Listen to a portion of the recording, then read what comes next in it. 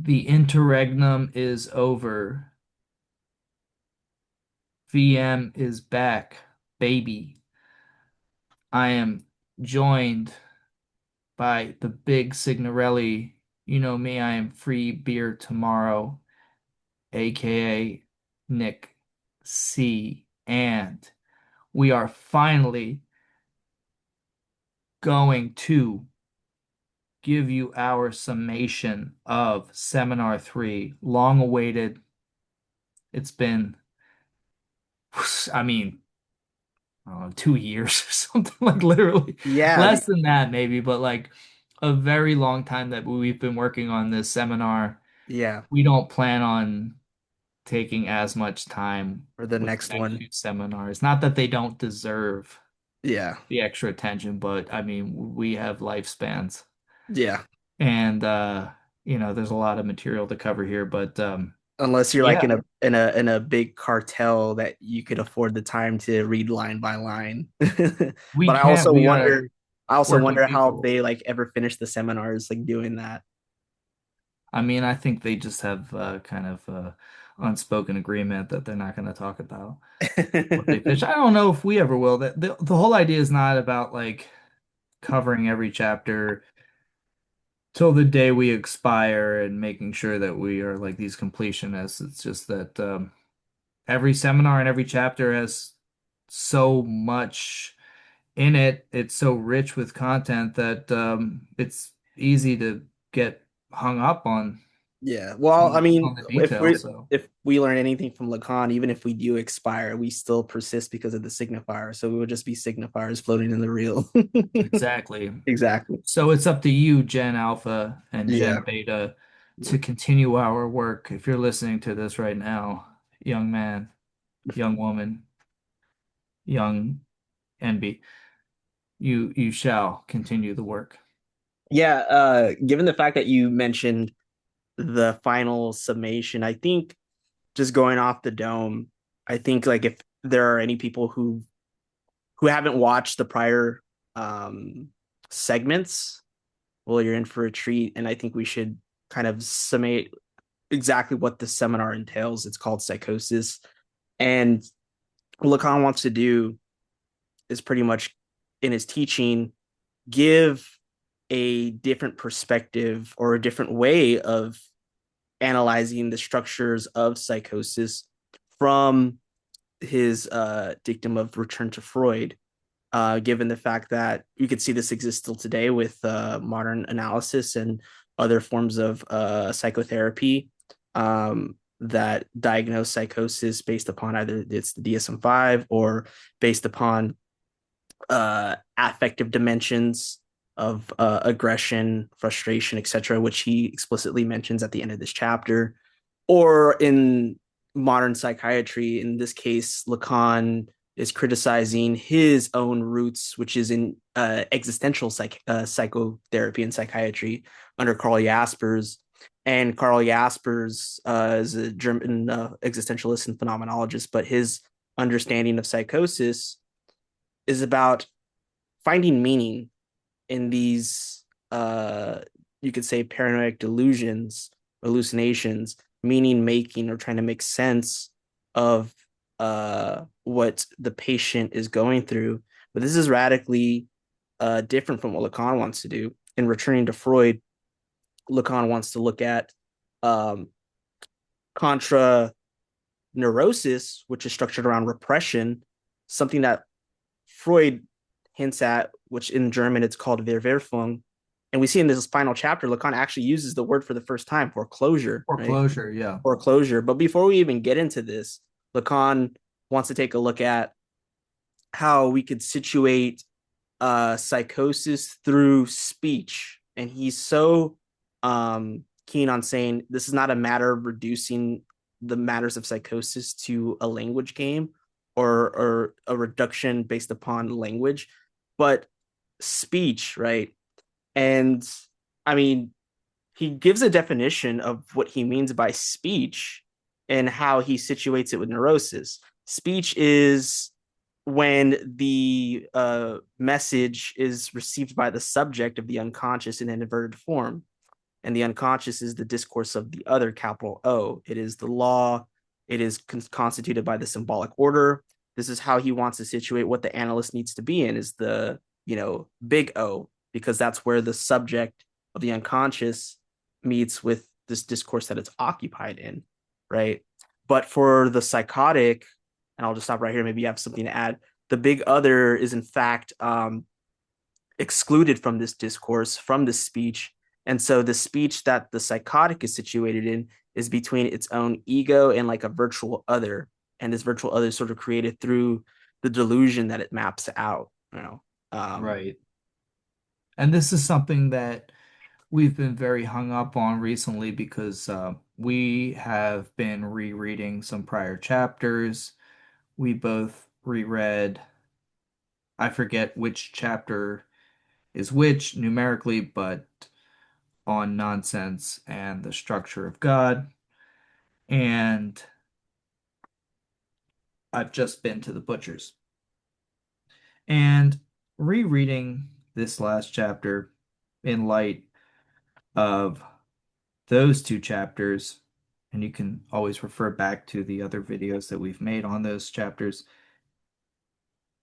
it's told me a lot, And I mean, there are so many different ways we could approach this. I mean, we could talk about the what was then contemporary in terms of like the psychoanalytic literature, the different tendencies of thought that predominated at that time, and what Lacan is writing his polemics, or in this case, giving lectures that are polemical against.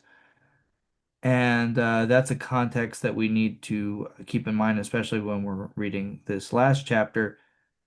But we could also look at the bigger picture here and how the few main themes that he's going to return to, the same motifs, are always there in every lecture, and he's kind of juggling them. I think that, like what you were just saying about speech, is very important. The other, the subject, and well, the signifier. I think Yeah, the it, signifier comes important when we get you know, into this like, is this is the seminar of the signifier. mm-hmm. It's where he brings structural linguistics into the ongoing conversation that he's having. And it's almost a apology isn't the word, but he's justifying his point of view as opposed to what was predominant at the time with the object relations. And I think if we aren't taking that into account, we can get distracted, especially if we have the long view of all of the different metems, the topologies, and all the secondary literature that is based in Lacan. We can forget that he needs to do his polemics in in opposition to object relations to highlight an element in Freud which he feels has been slurred over, which he feels has been very much neglected. And that comes through in this last chapter, uh, which is the name of the Father, the paternal metaphor, the function of the Father, all of these different dimensions of the Father, which he feels are, not just neglected, but criminally ignored by object relations. The other thing I'll Ignored. say though, Yeah, ignored, yeah, or I'll just say real yeah, quick, ignored or revised. You know. revised to at least give it a kind of, backseat role, if anything.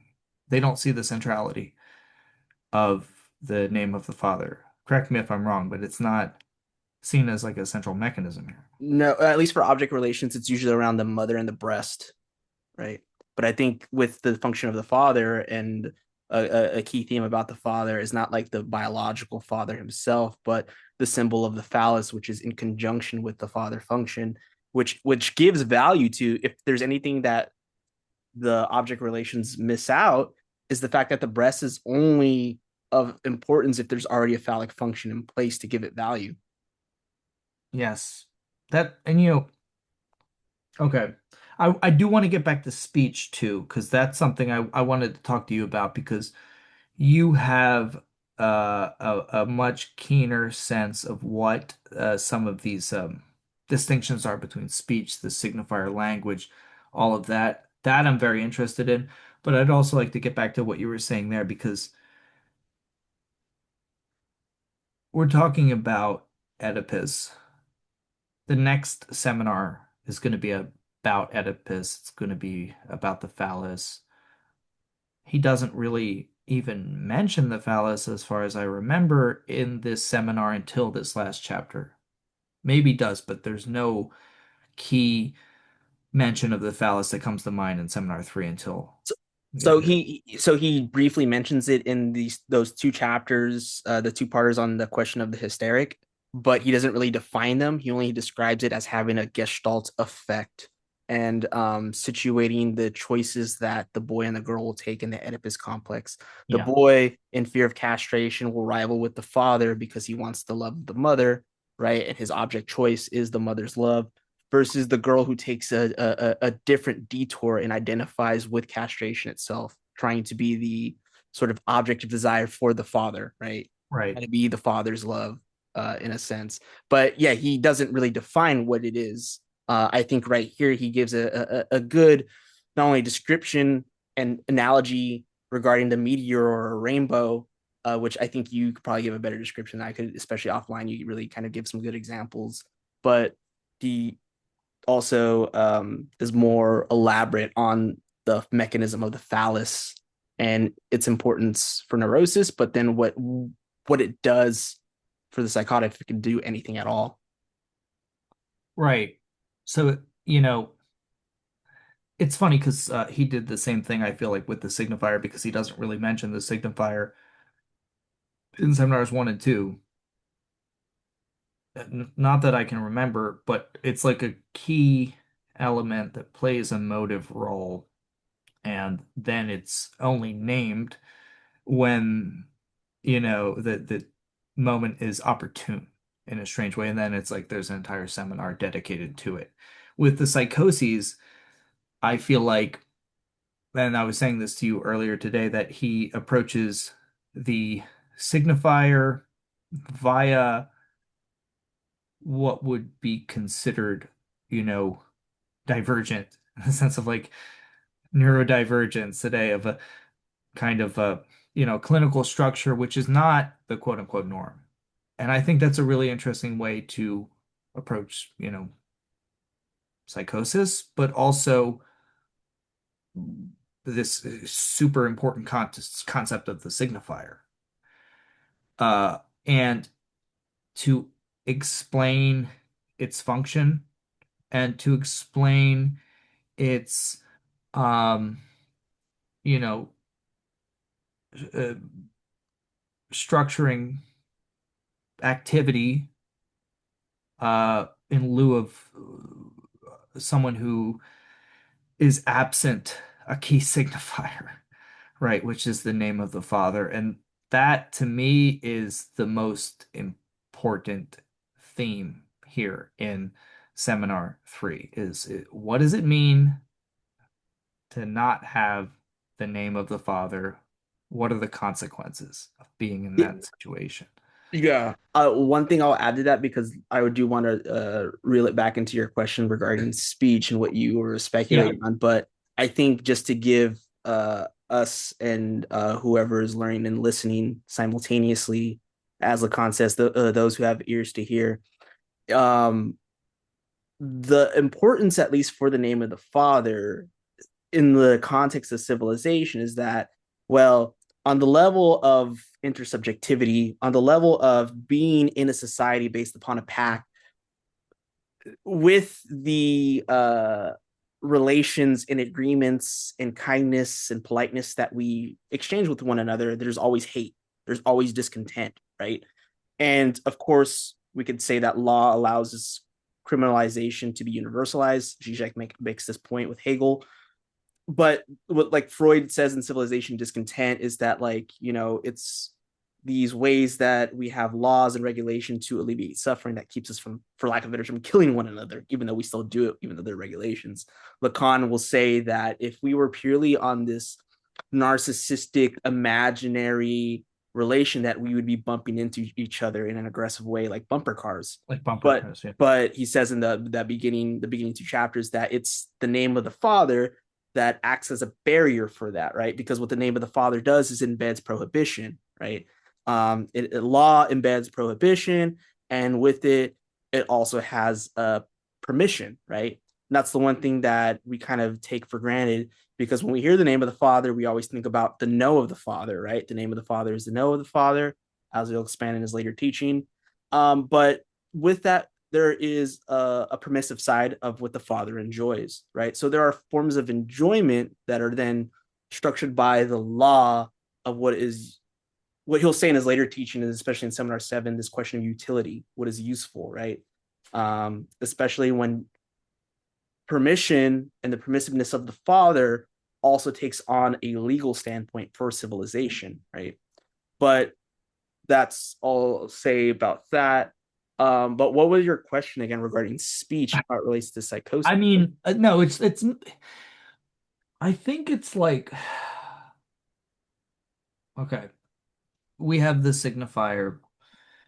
Um, we have the ontogenesis of a Schreber who at an inopportune time is appointed to this high status role as I realized it was more high status than I had assumed in the footnote in this last lecture, which is it's like he's the president of this, like the main juridical body in, he's appointed president of the main juridical body in France at the time. So he has a lot of responsibility, and basically, this appointment creates a kind of crisis for him. And this crisis is completely rooted in uh, fatherhood and the name of the father and the absence of his assumption of fatherhood in its metaphorical sense. And basically, it's like, what would that have to do with speech exactly? Well, that's something separate. It's like we're talking about the figure of Schreber, and then we're talking about also his utterances and how I think they attest to a certain um, structural conflict that Yeah. he's dealing with.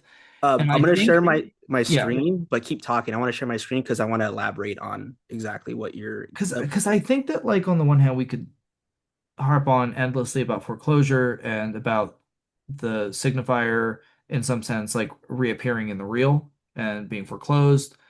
And that's what people tend to emphasize when they're talking about psychosis. But I Mhm. think another dimension of what Lacan's doing here is also like with speech is trying to emphasize it's like how do we take Schreber's utterances, and they are written down, so it's a little bit different, but Schreber's utterances and also relate them to this, underlying structure and see the mechanism in there. See what the mechanism of psychosis is, see how it's related to neurosis. Mhm. And there's a structural resemblance, but there's something different going on. The other thing I would like to say is that what Schreber experiences in his moment of crisis is, I think it's the word is like Versung or something like that, right? Decomposition. He talks about this in his last chapter here. I don't know the German. Max is not here with us right now to correct the pronunciation, but when Schreber, I think this is so interesting. When Schreber lacks the, or not lacks, what when he feels that he isn't responding almost dutifully to the stream of conversation, the auditivation, all of these different, like this cacophony of different voices and registers. If he doesn't respond, then it's like he disappears. So even that is like a kind of a form of speech. If he doesn't want to get sucked into the void, he has to, in some sense, declare himself to these voices. Um, their Wesung, right? It's a decomposition. He says, Lacan says, by his response as by his non-response, he has to testify that he's always awake to this internal dialogue. Not to be so any longer would be the signal of what he calls a Verwesung, that is, as it had been correctly translated, a decomposition. I feel like what we see here, and this is what my point has to do with him being appointed a judge, is that Schreber, as a man of the Enlightenment, is a man of education. He's a man of letters. Uh, he's very eloquent in his own description of his um, system, and it is a system. And it's like he wants to, in his memoirs, almost testify to the systematicity of what he's doing and have it recognized and vouch for his metaphysics, almost the metaphysics of his psychotic state. So I think it's like to lose that stream, to withdraw from this like cacophony and not respond, or not to, you know, assert his own identity in the midst of that, is a decomposition of his entire world, and which his ego is fully identified with, and you can like chart that right here on these axes. Yeah, yeah. What I This just drew up from, decomposite, yeah, you yeah, this the is the L schema. decomposition. So Yeah, the last thing I'll say is, and I know I'm like going all over the place, but what I like about this, not just from a psychoanalytic perspective, but this case study, is that as a man of culture, the decomposition of his own ego is also like a decomposition of like the social formation that he's born into. You know what I mean? So it's like all of the mythology, all of the different coordinates, all of the entire symbolic system, the entire symbolic hierarchy that he exists in as a judge at, you know, that this specific time historically. And he's in Germany, right? I mean, like, or is he? Yeah, he in he, Germany. Germany, but being It's appointed in like this French estate of like a president is where like his nervous illness erupts, and like prior to that, it's not being able to be a father and procreate. And there's something interesting that Lacan will say, and I'll just say this before we go into this El schema, uh, about the name of the father taking place within like 2 or 3 generations.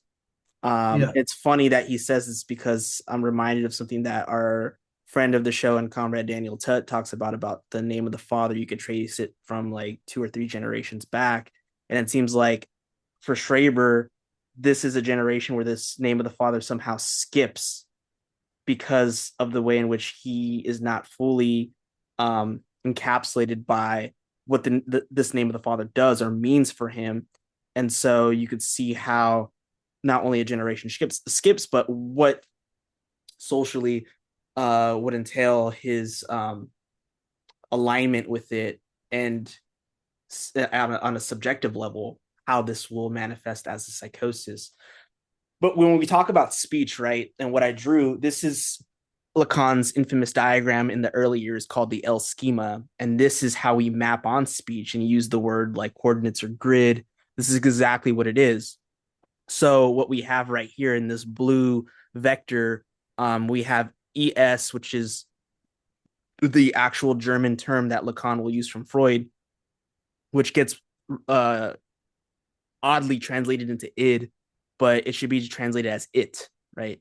It's the it of the unconscious, and it's structured in many ways. So it takes the vector of the other prime or little other, an imaginary other, which will then create the ego, right? So you can imagine the mirror stage at this point going down horizontally to the ego. So this is the imaginary plane.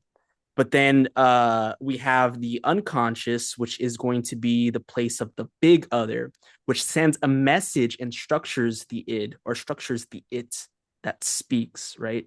So in analysis, the analyst wants to situate himself at the point of the big other to receive, so that the patient can situate themselves as well by receiving the message of the unconscious in an inverted form, right? So to dumb it down a bit, when we talk about speech, we're essentially talking about a coordinate, a grid, or a social bond. It is a bond in which there are certain rules. And he talks about this in that I've been to the butcher's chapter. Whether you adhere to them or rebel against them, you are in some way acknowledging that some type of rules exist within a language bond or a speech bond, right? He gives the analogy of Alice in Wonderland. There's a scene where the Queen's courtmen and servants all dress up as poker cards and play a game of blackjack, I believe it is, but they dress up as the cards themselves, and they are then subsuming these rules of the game. And so, in some sense, when we enter into a speech act or a bond, a social bond that is structured by language and operative through speech, we then create discourse, right? Discourse is sustained by this itself, whether you want to transgress or rebel or adhere, you're still acknowledging them, even if you're unaware of it in the actions that you do. And so for the neurotic, they are doing this and they receive their message back.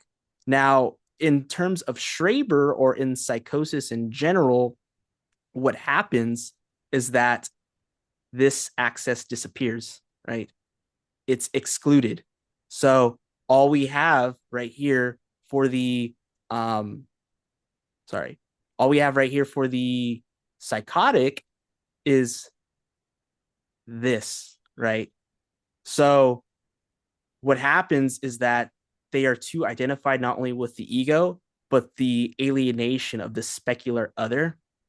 In neurosis, it's sometimes called the alter ego. Right. But in psychosis, this becomes the other of the delusion, right? Um, and rather than the message received back in an inverted form, like in neurosis, what we see is the subject right here receiving their message to themselves, but from the voice of this delusional other, right? Mm. This is the chapter that we kind of referred to a couple of times without explaining it is called I've Been to the Butchers. Lacan has a patient he's also seen the patient's mother, who's another psychotic, and they mirror each other. And in some ways, when they separate, they have some triggered delusion. But their neighbors, it's like a young woman and a husband, and her husband, and I guess the daughter is friends with the woman, but both the mother and her are so evasive, and like they like invade their privacy. Like they'll be on the toilet and like they'll knock on their door, or they'll be in the kitchen cooking and the mother and daughter will knock on their door, invading their privacy, and it's causing a lot of problems. And they're also suspicious of the husband of being some sort of like adulterer.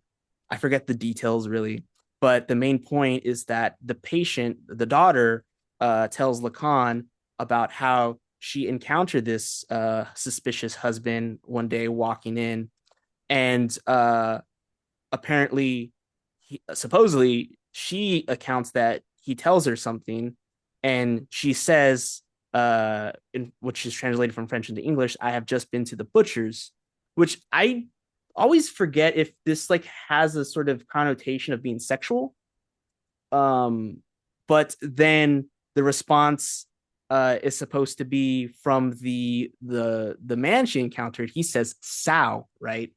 Right. Which is supposed to mean pork, I guess. But Lacan says pork, but it's really meant pig because a pig is being butchered.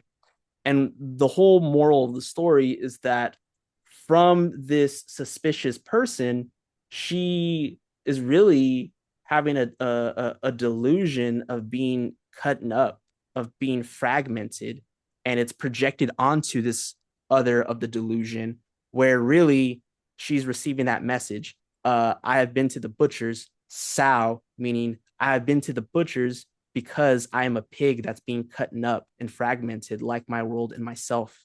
Right. And so, really, what this is that her ego is grounded on this suspicious male and thus Right. creates a virtual other of the delusional speaker who then receives the sow, right? So ego to other would be I have just been to the butcher's, and S is sow, the illusion of who was at the butcher's, right? The pig. Versus if we look at the neurotic, the S is filtered by this wall, what would be the wall of language, and then we get the big other who sends this message on this axis right here, right? And this would be understood through, since it's repression, through verneinum, through negation, through denial, right? But we don't have that in the psychotic speech.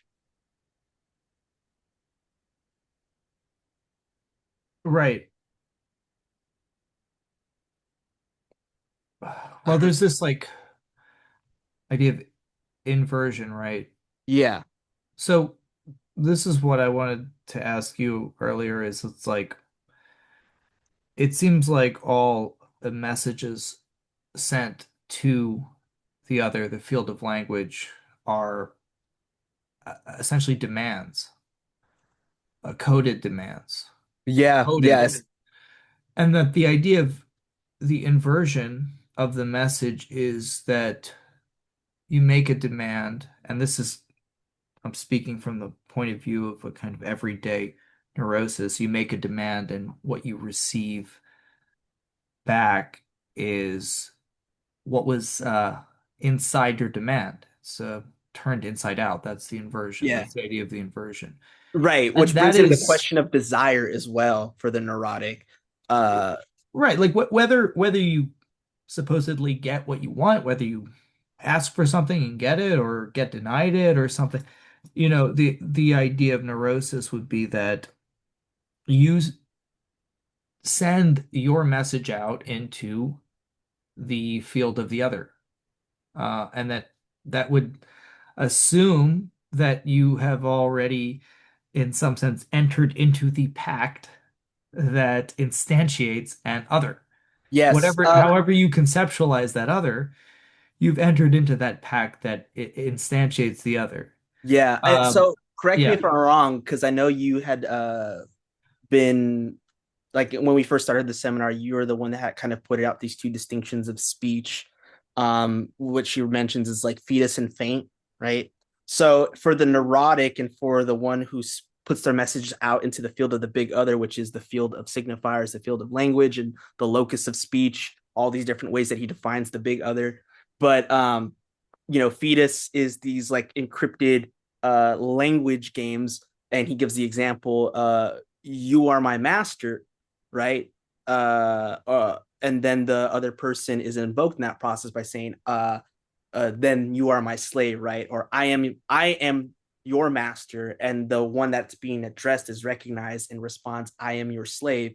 Or he'll say, you are my woman, Yeah. right? And so you are my woman invokes the woman who will then be like implying, oh, then you are my man, right? So these are the aspects of speech which sort of presuppose the what he calls them allocutions or something like that. The symbolic articulation of meaning and what is implied. But faint is deceptive speech. And he gives the joke that Freud makes about the two Jews on the bridge. And he says, I'm going to Krakow. Well, you're only telling me you're going to Krakow when I really know that you're going to, I think, was it Lindenberg or something like that? So why are you deceiving me? Right. And I don't want to dualize the Well, language. why Yeah. would you tell me you're going to Krakow if you're actually going Going to to Krakow? Krakow, which is another example of the That, joke, yeah. right? Yeah, yeah. I don't want to dualize the Or two Krakow. aspects of Yeah. speech, but I feel like on the level, I feel like faint really.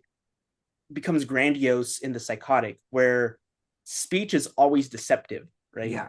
Yeah. I Yeah. feel like that. Correct me if I'm wrong, but I feel like with with the with the neurotic and the way that the symbolic order operates on speech and the discourse, um, there could be deception, but there's always room for doubt. There could be feint, Yeah. but there's always room for doubt. But fetus is always sort of, the articulation. Whereas it seems like feint is really sort of grandiose in the psychotic's delusion, right? Well, now that you're talking about this and you're giving me too much credit because like I hadn't thought about the fetus and faint thing for the longest time, not since we've read that chapter. So I am not the expert on that at all. But now that we're talking about it, I'm thinking of the two different currents. And I mean that in the aquatic sense of like currents of uh a monologue, internal monologue that Schreber is struggling with, and you know, it's like they the tributaries of those two currents blend together and then part ways, but he is very bureaucratic in his own fashion in trying to almost like separate those two currents of what would be empty chatter, right? And he talks about like young girls talking and birds and the cacophony, and then these phrases, these sermonic sentences that come on down from high, which are always incomplete or monosyllabic or one word that are so supercharged with meaning that he can only take it as an interpolation, an enticement, um, a threat. You know, the ambiguity of his response is matched by the ambiguity of the words that are said in these very terse sentences, many of which are unfinished. And when they're finished, all nonsense is annulled. They cancel themselves out. On the other Yeah, hand, the container of language, the husk of language, or speech, maybe we should say, the husk of speech is completely separated from that in the form of just absolutely menacing, just chatter, right? So it's like, I feel like, his sense of certainty comes from the fact that because speech is always issues from a personified anthropomorphized being in a way, uh, and not a blank other, that it's as if it has to mean something or it has to mean nothing. And the question that I've had on my mind is, well, okay, we know about the certainty of the psychotic, the certainty in psychosis, or at least for Schreber, is the certainty that he is God's paramour. He is the object of God's love. He is meant to, in some sense, give his own corporeality, his own body, as like the ultimate response to whatever God's demand of him is. He has to remodel his entire reality to suit this metaphor. Um, So we know that he has this sense of certainty. But what is the certainty of the neurotic who doubts everything, who is a Cartesian neurotic, who is Cartesian not just because of the philosophical cogito ego, but is Cartesian also in the sense that he is systematic with his doubt, his own self-mortification. The neurotic that self-mortifies has his own program, and it's almost ritualistic. So, what is the certainty of the neurotic compared to the psychotic? Well, the certainty of the neurotic is that basically there is a locus for him to send his message to and receive it back in inverted form, and that's yeah, that's the bond. yeah. Yeah, It's the bond, and it's he's also invested in his thought and knowledge, right? even if it makes him suffer, that, the thing you can't doubt is that he's thinking, right? Which one would think that that would be, especially for Descartes, if you want to historicize it. Descartes did have some hallucinations, but he wasn't a psychotic. Um, because Lacan will differentiate between the Schreberian God and the Cartesian God, or the God of the philosophers, right? The God of the philosophers dates back to Aristotle, who is this unmoved mover, right? And there's always something real for Aristotle in that what is real is that which returns to its place, and it's the celestial movement, this crescendo of the planets that always return and guarantee some type of order, right? For Descartes, it's this God that, even if Descartes himself is doubting, that there is a God that creates a world which gives room for somebody like Descartes to doubt, right? But still guarantees a field of knowledge. Whereas, like for Schreber, and I think these examples that you gave about these unfinished sentences, right? He has to like stop nonsense, right? He has to put some sort of sense to things that he can't really cipher in these like unfinished statements. Like it's now I shall dot dot dot, it's cut off, and it's him filling in the gap by saying resign myself to being stupid, right? It is you who dot dot dot in God's eyes has forsaken him, or something like that. And the list goes on with all these different statements that are split. And I erased the L schema, and now I drew the algorithm Yeah, of what do you got here? signifier. Show us. So this is Lacan's rendition of the signifier versus the sign of Saussure, because a sign is what refers something to someone, right? A holy individual referring a sign which has a referent to another holy individual embedded in this field of meaning. So the example of a sign would be like a stop sign, right? You have the signified over the signifier. The signified is the meaning of the concept, and the signifier is nothing but a word or an audio image, right? But it's imbued with representation. And an example of like this way that the sign has a referent would also be like you see smoke in the air, and then it would be referring to a fire, right? Of course, there have Index. been yeah, there have been debates about this whole entire thing of Yeah. the relation of the referent and the sign. But Lacan inverts this algorithm to the signifier, right?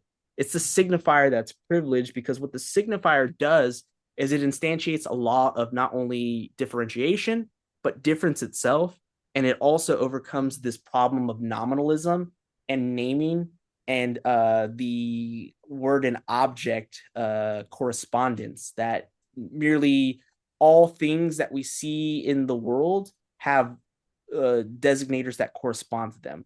Like a table is called a table because it is imbued with this name, right?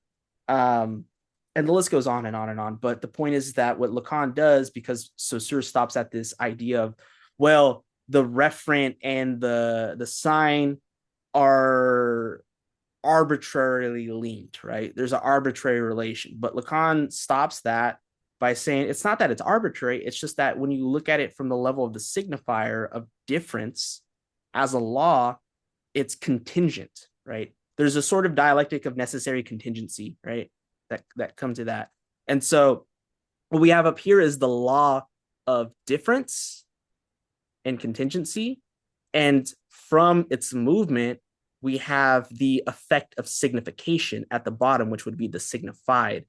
And so a signifier doesn't have a referent, right? The signification is an effect of this movement of operation. This is not a referent, right? He will say in seminar 3 that the signifier gets its meaning from another signifier. Because it's pure difference, it relies on another different signifier. Why does this matter? Well, this matters because for psychoanalysis, this is how the unconscious operates, right? But one thing that is hardly talked about, and he is writing this essay during this time of the seminar, is it's called we've talked about this, it's called the instance of the letter. It's this bar right here. This Mm. bar is actually the field of the unconscious, because it's what resists, it's a gap, it's a representative of a gap. What resists symbolization, whether on the level of symbolic differentiation and Mm. even the fact that the signifier aspect, it doesn't have a reference, so embedded into it is not just difference but nihilation, that there's a nothingness to it, right? um so it relies on Mm. another signifier, and it divides the effect of meaning in the field of signification, right? So what manifests right here is an unconscious gap, right? Which will then become symbolized by a signifier and will have some type of effect for the speaking subject or the speaking being. Now, for Schreber and all these nonsensical statements that need to be finished, that disappears. That's my wagers, that disappears. It doesn't mean that these are harmonious. It means that we have a dislocation between a signifier that's foreclosed, an unconscious that's inoperative, and a field full of charged meaning at the level of delusion, right? And what that means is that it's almost like it is a labor to instantiate that bar. Yeah, And it's like you have this flitting by of signifiers and then the effects. And you have to deal with both the, you know, absolute like transit of the signifier and then the evanescence of the effect in a way that exactly. is Exactly. like you would have to keep up with the movement of the signifier with Yeah. the illusion of trying to in some sense like keep up with the effect. And that's I think what like Lacan's saying is that what you outlined beautifully there was it's like the job of the analyst isn't to concern themselves with like the signifier and or like the contents of that. It's that like you'd have to understand almost at the phenomenological level like what's going on with the your analysan, your patient in this case, and that structurally they are experiencing something that is fundamentally not accessible to reason because of the kind of decomposition of the field of language that I'm talking about, which it's not a question of the fact that it is decomposed. It is composed, but it's composed in an extremely different and completely hard to understand way. What makes Schreber's memoirs so fascinating is that he is able to, in this almost like, I don't know, Gulliver's Travels type way, uh, map out this entire, worldview. It's like he's doing like world building, like a Tolkien would do in his own way, but like not as an exercise in just whimsical fantasy, but to like keep his world together, right? So it draws on all of the different mythologies that are out there that actually make up the cultural baggage that we're all dealing with in some way. Now, but that's all to say that I think what Lacan is really trying to draw people's focus onto is not just, again, like this fact of foreclosure, but why does he keep going back to the signifier and what it means to have the signifier be operative in the obsessional or hysterical sense? It's because he's trying to, train your focus on the exact mechanism of what's going on here. Uh, Schreber was able to do that in a very remarkable way, despite the fact that he's psychotic. It's like his psychosis didn't actually take away from the coherence of his own like ability to describe this experience, which makes it all the more fascinating. Yeah. And I Because think it's you see what I'm because, saying? Yeah. yeah, no, it's because of his writing too that he's able to attempt at constructing a paternal metaphor or something that would operate somewhat like that. Well, But that's what I wanted to get at. That's exactly what I was getting at, is that it's not about just, oh, he doesn't have the name of the father, he's fucked, you know. And he says at the end, I love thing he says at the end of this chapter where he's like, you know, a lot of people they can convince themselves that there is no Father Christmas. And let's imagine if you say, you know, hey, there is none through some like sheer force of effort, don't matter, right? Like, because that pact is still acknowledged whether you undermine it or not, whether you play the rules of the game as you imagine them or defy the rules of the game, whether you're like a good boy or a bad boy. The fact is, what we're looking at here is not just Schreber's lack of a name of a father, but his attempt to try to instantiate something like a bar and bring about a paternal metaphor. The thing that he says that I thought was like the one little statement in this lecture that stood out to me the most was how he says, you know, initially, what is he afraid of losing the most? The mark of his virility.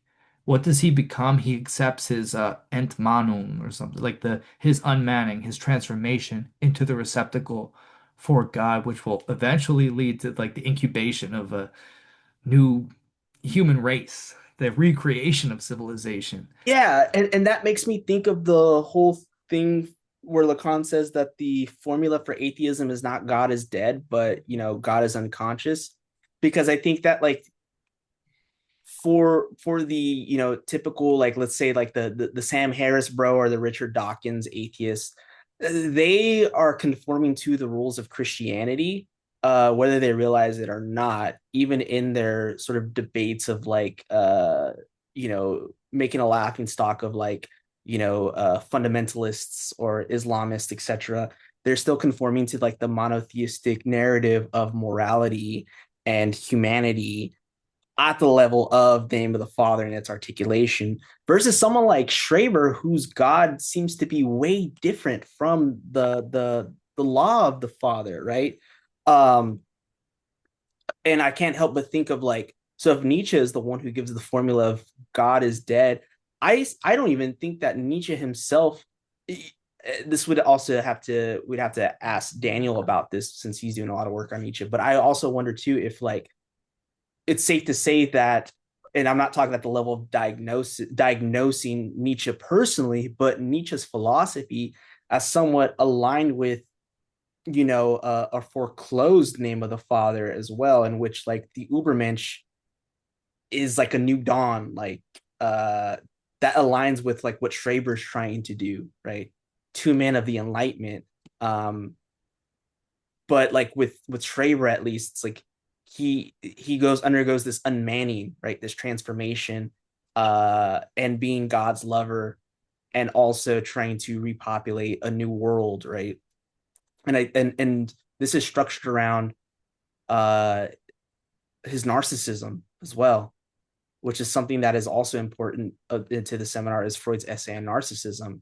And for Schreber, the narcissism first starts off at this certainty of hypochondria, right? Retreating within to a delusion of his body, of losing his organs, or not being able to eat because he's already dead.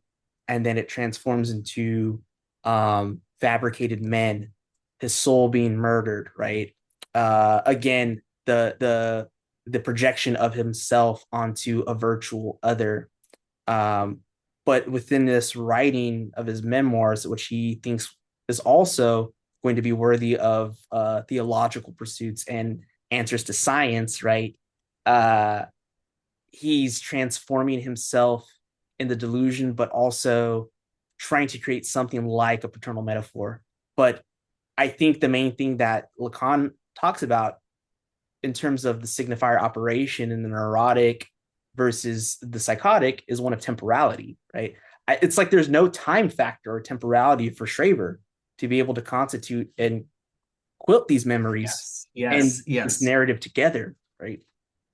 And well, there's so many things I could say about that, but like even in I've just been to the butcher's, it's like I think one of the questions that Lacan has about his patient responding, I've just been to the butcher's to this utterance sow is the sequence of like, well, and maybe I'm just imagining this, but I'm pretty sure he says something about like well, first of all, did the encounter happen? And then second Right. of all, Who Did spoke first? Sal did Sal who spoke first, right? It's the après coup, it's the retroaction, it doesn't matter for Schraber, right? Like for him, there is a timeline in terms of like the history here. It's like there's a teleology. Like Schraber is very hung up on what I think seems to him to be a teleology, because what's contingent is lottery numbers. Can God know what the next pick is going to be in a lottery and bingo? Perhaps not. But he's not even hung up on that. It's like if there's a sense of certainty, it is a teleology, which is even, like you're saying, it's beyond the Trinitarian God. It's beyond, and with all the connotations of Trinity there, it's beyond that in the sense that his God, his God is still somehow weakened. It's almost like his God becomes less virile in the sense that his God still needs Schraber. He needs Well, Schraber singularly. Does that make yeah. sense? And it reminds me again the question of the subject of science and the paranoid structure of scientific knowledge. And like Schraber's God still depends on him. And Schraber's God, like a scientist, does not have really much granular knowledge of the mortal world or of contingency. And his process of knowing it is by all these extensions of himself ascending up to blessedness, and then they get processed into this infinite note taking where like each soul is accounted for one by one, so he has like a little piece of knowledge. Bureaucracy Yeah, almost of exactly, in the same way that a scientist has to account for knowledge production. yeah, right. And so like it seems like there is like an alienated form of the delusion of the man of enlightenment and the subject of science into this god that like can't predict the lottery outcome in a deterministic way, or of like a predestination of like a Calvinist god. Yeah.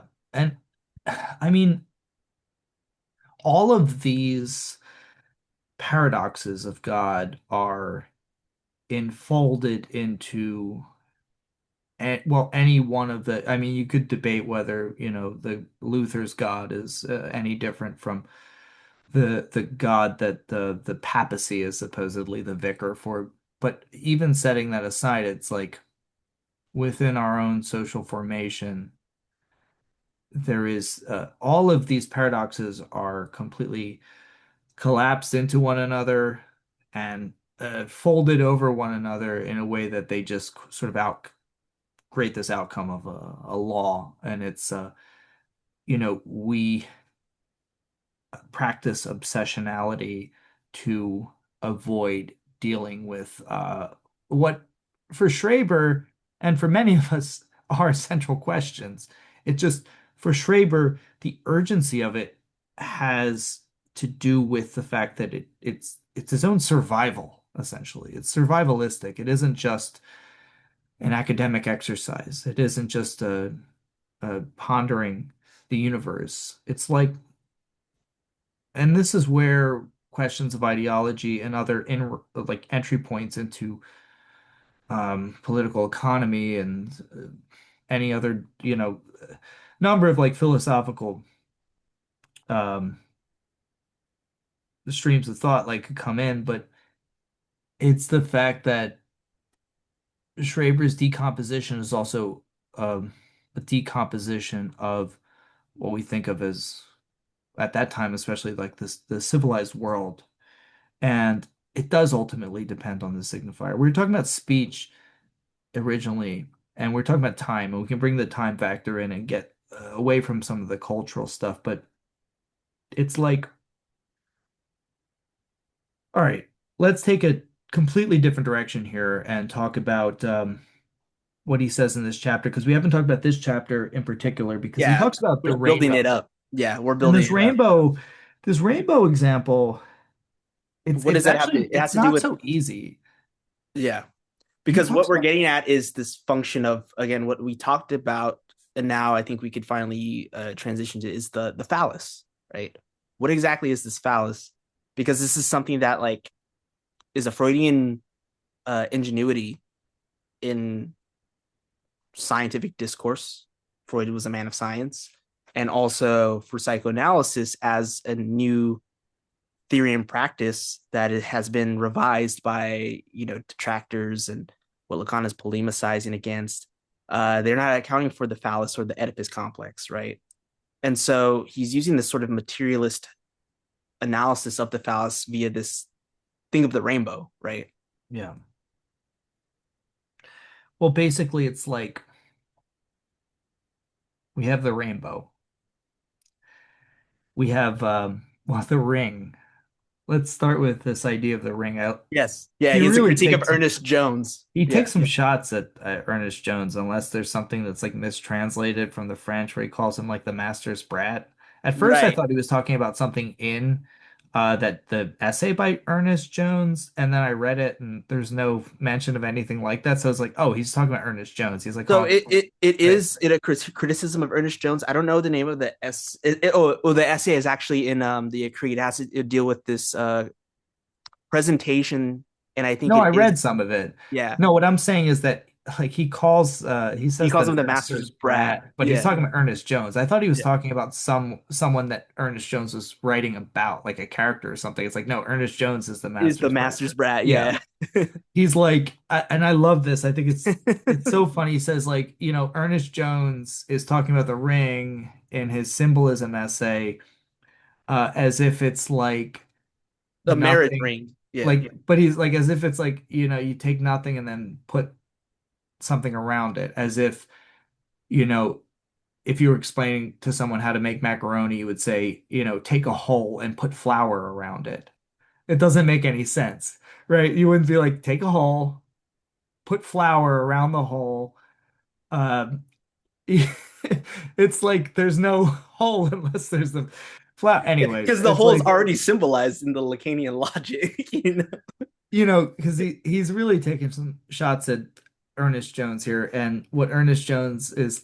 So in simple terms, it's like Ernest Jones is comparing, not just comparing, he's saying that like the wedding ring is, the symbol of marriage. It has nothing to do with the institution or ceremony or anything having to do with marriage. It He's has to do naturalizing with, it.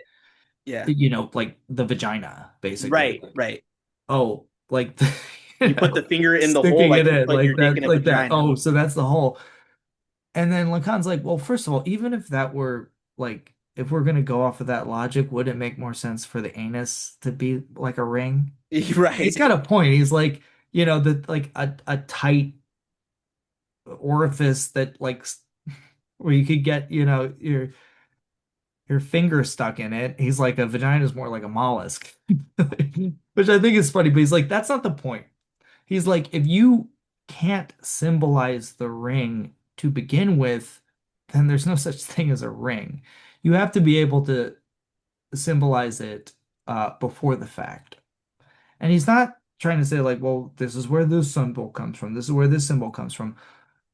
Ernest Jones, in this essay, what he says, and it's an interesting essay, he says it's like there's so many branching definitions of the word symbol if you look at it etymologically that it doesn't even like you can't trace it back to one root of one meaning. It has so many meanings. For Lacan, the symbolic order has nothing, well, not nothing to do with, but it's not the kind of symbolism that, you know, and Ernest Jones is taxonomizing in this essay.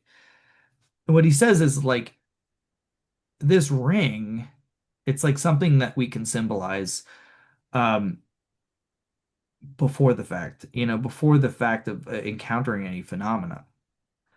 He brings up the example of the rainbow to say, all right, when we see a rainbow, we say, that's it. That's a rainbow.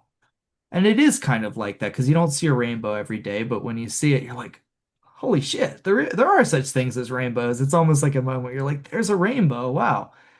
Um, that's it. We have the name rainbow. He says, I guess he's talking about Descartes. I didn't know this, but that Descartes is the person who like figured out what a rainbow is apparently and like Yeah, did yeah. his And science also, on these iridized droplets that make up a rainbow. uh-huh. He says, we there are so many other phenomena in everyday life that scientifically speaking uh are the same as a rainbow, but we don't have names for them. But we say when you see a rainbow, that's it. Once it's named as a rainbow, there are all sorts of consequences. It communicates with every other symbol and signifier that exists within a certain network. But even that's not, I think, the ultimate point he wants to make. He's talking about the naming itself and the interpolation of this thing, which has no background to it. It has no dimension. Like he uses this example because it's like in a crude way, it has no direct referent because it's just an appearance, but it's an appearance with a name and it's a name that's supercharged with a lot of meaning. Now, I think with the whole example of the phallus, he wants to highlight the fact that the phallus, the imaginary phallus, is like that. You know, it isn't anything until it's named, and as soon as it is named, well, it's no longer just the imaginary phallus. Now it's like now we're in the not just a triadic relationship, but more importantly, quadrilateral relationship where it's mother, father, child, phallus.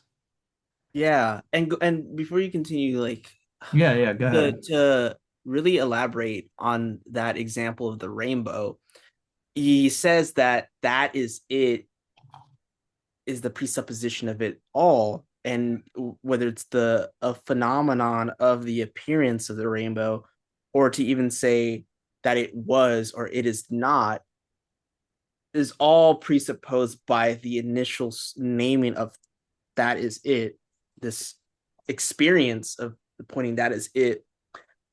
But it's not to even say that, okay, you just said that there's no referent, right? It's evanescent, it's just this appearance, but you can't even locate the meaning of the word rainbow even in the act of pointing to something, right? Because it's not on these like sort of man is the measure of all things type uh description, because it's not nominalism either. Naming is not reduced down to nominalism. It's the fact that there's already a symbolic order which gives meaning to this act, right? And going back to my drawing of Lacan's signifier, it's because we already have this field of differentiation that the effective meaning and even signification are in operation of this algorithm, right? And the bar that divides that, right?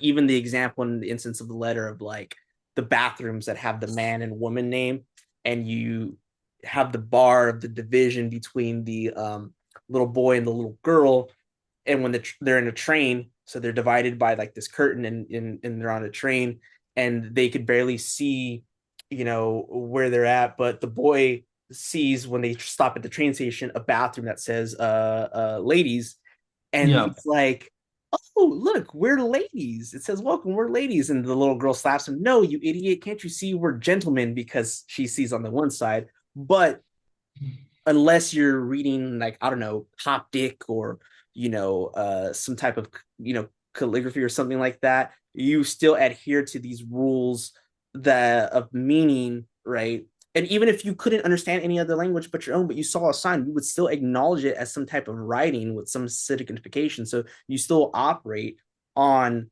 the differential and pure difference itself at the level of the signifier, right? Uh, Right. and so, like, with this thing about pointing and saying that is it, that's already presupposed that there's a symbolic network to Yeah. be able to do that. And with the phallus, right? Because it's we're talking about the phallus now. This phallus seems to have this similar function, um, with situating a subject in the Oedipal complex along with this name of the father, right? And I talked about prohibition and permission earlier, but for Schraber, like it's almost as if like this phallus, it's not that it doesn't exist, but rather like this phallus doesn't have the same value like it does for the neurotic as an obsessional or as like a hysteric, right? But Well, I guess what I'm confused about is like this evanescent quality, because if the evanescent quality of it is at the level of the imaginary, right? but here's the question though. Everything you're saying is like so it resonates so strongly with me, but like what does it mean then for Schreber to initially fear losing the mark of his virility? What is the mark of his virility in lieu of having the phallus? That's what I don't understand exactly. He's afraid to lose the mark of his virility. Um, and then he ultimately accepts his feminization, right? That's the big question. Because what would it be without the name of the father? You know, is it just the fact that until he's appointed this position, like he is completely um in a mirror relationship with he doesn't mention being in any kind of mirrored relationship with anybody. That's what I really don't quite get, you know. I don't know. Do you have any thoughts Well, on that? it makes me think that like for him, if there's something like a phallic function, if you could even call it that, that it's purely I mean, it's filled with meaning on the level that he takes his masculinity as literal, like procreation, being able to uh, be a Right, literal right. biological father, right? Whereas, like, if there is a mark of really for the neurotic, it's always imposed at the level of the ego ideal and the unary trait, right? Um, that it has a symbolic place and status that isn't necessarily aligned with what's between his legs, or what Oh, he. speaking of that, I have to piss real quick. I'll be right You want me to pause it? back. Yeah, yeah. So what I was saying was that I feel like at the level of the ideal, the virility goes beyond the biological, but for the neurotic, it's usually misrecognized when their discursive bond enters into the level of love, with their partner symptom to be like to use the term that Malaire says, that at the level of the non-rapport, the sexual relation, it could get misrecognized by what is between one's legs and how they perform in bed. um but it's never really reducible to that. There's always an ideal that's related to what the name of the father wants, right? And how they operate within the law and misrecognize the law. But for Schreber, virility seems to really be being a literal father and, uh, sexuality, sexual Right, intercourse. right. And this is why the transformation starts with this question. And it's like a question that's filled with certainty, because we said this in the last one when he says like, oh, what it would feel like to be a woman succumbing to intercourse, right? Right. So it's not just like being a woman, but like to be a woman is to succumb to intercourse, right? But that's so interesting because it's also his curiosity about that, his wanting to know, right? Like a thirst for knowledge. What would Mm-hmm. it be like to experience that? What does Yeah. that mean?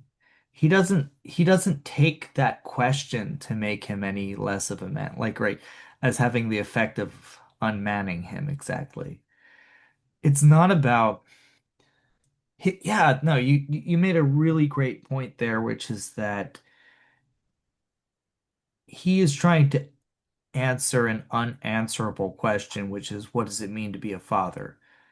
The whole social formation that we exist in, basically in neurosis, if it's neurotic and that the whole generalized foreclosure thing is not the case, that that it's almost as if society, whatever that means, societies differ obviously, but like in this era of global capitalism, that it's almost as if everything is set up to relieve you of the burden of asking that question, right? Because your virility is somehow tied up with your performance in bed, so to speak, even if it's not that or some extension of it. Like, can you get together with someone? Can you couple up with someone? Can you have a mate? Can someone stand you? You know?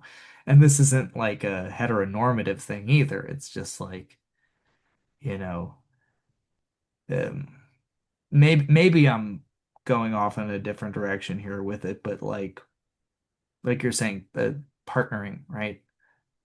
Uh, the what do you call it? Partner symptom? Like, Yeah, from Malaire, it's the symptom of the partner, right? And the partner yeah, has nothing to necessarily do with the person you're with, but it's like your symptom is your partner. And in the psychotic, it's always this persecutory delusion, but it could take place at the level of like being embedded on another person. it's Yeah. like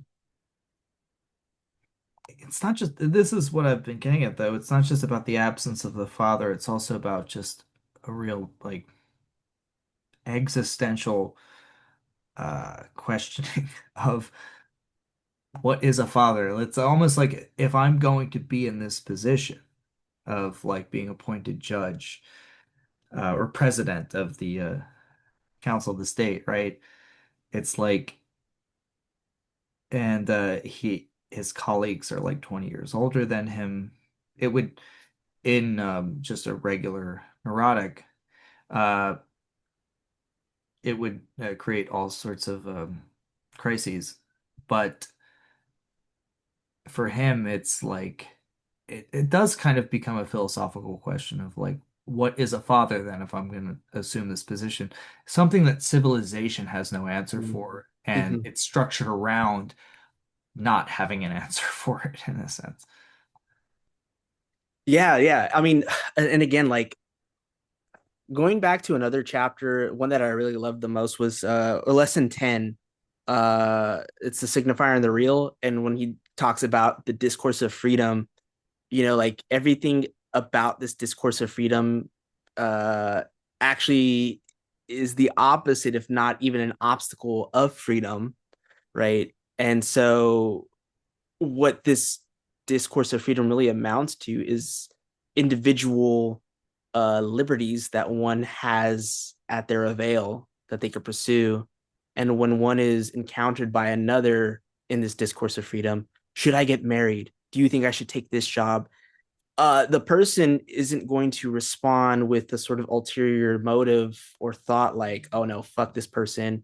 I think they're terrible. They're a terrible person and they shouldn't get married, et cetera, et cetera. Even if one wants to think that, like, sure, one could think that, but the reality is that what is being addressed when one encounters somebody in the discourse of freedom, should I be married? What they're doing is positioning them in this discourse as having the right judgment, right? Having being the arbiter of the law. Yes, If yeah. you're in the discourse of freedom, you're kind of embodying that arbiter of the law of right and wrong, yes or no. And the reality is that we don't have that understanding, right? We don't have that certainty, right? Because if you really think you Nobody do, does. Yeah. yeah, you're really deluded. And in some sense, it could be a megalomaniac type of delusion where they really don't question it, or it could be filled with anxiety and you end up abandoning and resigning reality. And in some sense, look at Schreber. Schreber was a literal judge, right? He was appointed as the highest jurist who has the right reason, who could make decisions of what is actually right and wrong. And he had a psychotic breakdown, right? So, like, you know, he encountered the real of the discourse of freedom par excellence, right? So, what the discourse of freedom shows is that everything is but free, because prior to the discourse of freedom, we had the discourse of the master or the discourse of Yeah. servitude, which is embodied by the Hegelian dialectic. And within it is a repression of liberty, right? But, the fight for liberty in this revolution doesn't create liberty, but it creates a discourse of freedom. So, what's contrary to freedom, right? Do we need to fight our, I don't want to get Zizek'ian about it because Zizek would be like, maybe we are need to do the opposite or whatever his weird like Hegelian twist. But the point is that Lacan is pointing out this, um, I guess you could say paradox about what freedom entails, right? For Right. modern man. Yes. right. Yeah, and it does come down to freedom. That's Um, why he never talks about freedom, you know. And I don't like when they historicize, like, oh, because he was quibbling with the existentialists and Sartre. Well, that's part of it, but the reality is that like freedom involves a Weltanschauung, and if he's really Freudian, he's aligning with the Freudian uh, mindset that psychoanalysis is not worldview, right?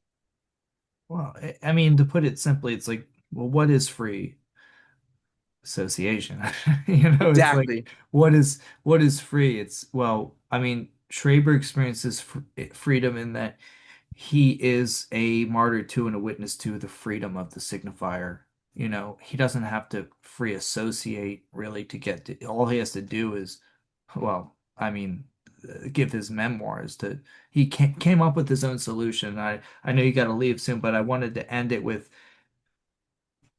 let's not forget in seminar 20, right? Joyce, the symptom?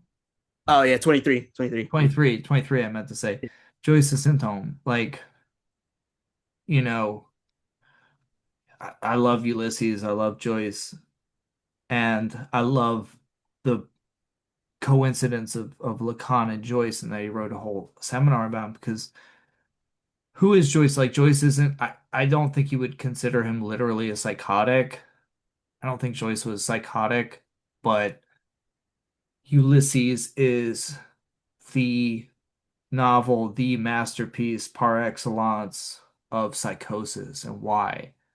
Well, it's not just that it's all over the place and that you get to see like the itinerary of the signifier, but because it's about Leopold Bloom and Stephen Dedalus and a a fatherless son and a sonless father. Leopold Bloom lost his son, died when he was very young.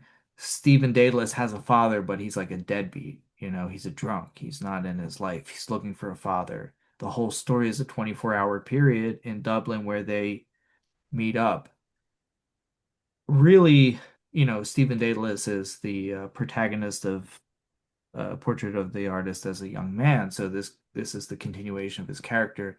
He is for Joyce like a representation of him when he was at his most emo, let's say. Like it's like the emo younger version of him looking for a father. The whole point though is that like you see this like, you know, in the end it culminates, spoiler alert, in them meeting each other, but that's not even so important as is like the whole um odyssey that the English language undergoes in that novel because Joyce was like Schreber highly educated. He understood literature, like he understood the canon. And it's like in that novel, you see it's like a search for the name of the father and a decomposition of like all of the eras of the English language, like the constitution of the English language, the evolution of a language of an S2 and its decomposition simultaneously. So read Ulysses if you want to understand psychosis. That's what I would say. No, absolutely. And even this seminar and the case study from Freud as well. And even the importance of narcissism, because the narcissism essay is a pivotal point in Freud's career because it has everything to do with the investigation of psychosis, um, Yeah. which is like what structures Schreber's world in absence of the operation of the signifier, right? Right. Yeah, yeah, man, we nailed it. Yeah. Read Ulysses, read this seminar. I don't know if we'll do like maybe one more recording just about like the Cree about psychosis That if would you be want sick. to, Yeah, or we I could just jump into four. yeah, I would. I'd be down to do that, as well as maybe the essay on narcissism to give some like insight of like why this is important for this seminar. Yeah, that would be cool. And maybe read some of you know, Freud's case study.